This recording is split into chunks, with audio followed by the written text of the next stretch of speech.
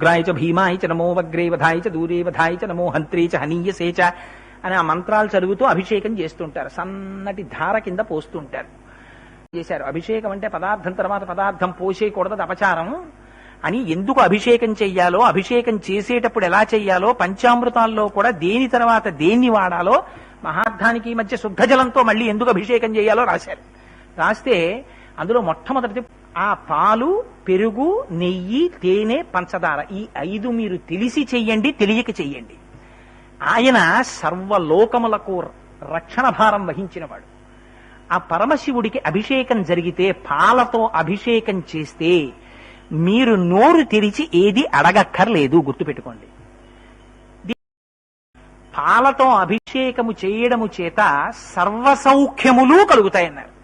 ఇది అది అని నువ్వు నోరు విప్పి అడగక్కర్లేదు, అలా సర్వసౌఖ్యములను ఇస్తుంది. రుద్రకామ్యార్చన ఫలితం చెప్తున్నాను. 2 పెరుగు, పెరుగుతో చేసినట్టయితే ఆరోగ్యం కలుగుతుంది. 3 ఆవు నెయ్యి, ఆవు నీతితో కానీ అభిషేకం చేసినట్టయితే అటువంటి వారికి ఐశ్వర్య ప్రాప్తి కలుగుతుందని. తేనె, తేనెతో చేస్తే తేజస్సు కలుగుతుందని.